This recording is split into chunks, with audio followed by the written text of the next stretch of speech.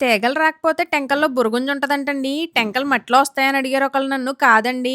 తాటికాయలు ఏవైతే మనం గుజ్జు తీసేసుకుంటామో ఆ టెంకలను అలా పడేసాం మేము. పైన మట్టేయలేదు. మట్టేసుండుంటే తేగలు బాగా వచ్చేవి. ఇదిగోండి ఇదేనండి బురగుంజు. తాటి టెంకలో తేగలు రాకపోతే గనుక ఇలా బురగుంజొస్తదనమాట. మా అమ్మకి రాని పనంటూ ఏం ఉండదండి. తాటి టెంకలని ఎంత ఈజీగా కొడుతుందో చూడండి. అదే నాకిచ్చారనుకోండి ఆ కత్తి చేతి మీద కొట్టేసుకుంటాను. ఇంక అందులో ఎలాంటి డౌట్ లేదు. ఈ రెండో టెంక మాత్రం మా అమ్మకి చాలా పెద్ద పరీక్షే పెట్టిందండి. లాస్ట్‌లో చూపిస్తాను. ఒకప్పుడు తేగలు, బురగుంజ ఇవేమి కొనాల్సిన అవసరం లేదంటండి. ఫ్రీగానే తినేవారంట. ఇప్పుడు ప్రతీదీ కొనుక్కోవడమే. అలా కొనుక్కున్నాం కదా అని చెప్పేసి టేస్ట్ ఉంటున్నాయంటే అది ఉండట్లేదు. అసలు ఈ బుర్రగుంజ టేస్ట్ నచ్చని వాళ్ళంటే ఎవరు ఉండరండి. అంత తియ్యగా ఉంటది. అందులోనే మేము వేసి వదిలేసాం. అలాగా వాటర్ కూడా అసలు పొయ్యలేదు. దానికోసమో ఏంటో తెలీదు గానీ చాలా తియ్యగా ఉన్నాయి. రెండో టెంక మా అమ్మకి చుక్కలు చూపిచ్చేసిందండి. ఏ రకంగా పగలగొట్టినా కూడా అది పగలలేదు. మా అమ్మ నా మీద, మా తమ్ముడి మీద ఉన్న కోపమంతా దాని మీద చూపిచ్చేసిందేంటో అర్థం కాలేదు. చితక్కొట్టి చింతకాయ పచ్చడి చేసేసింది. అయినా సరే పగలలేదు.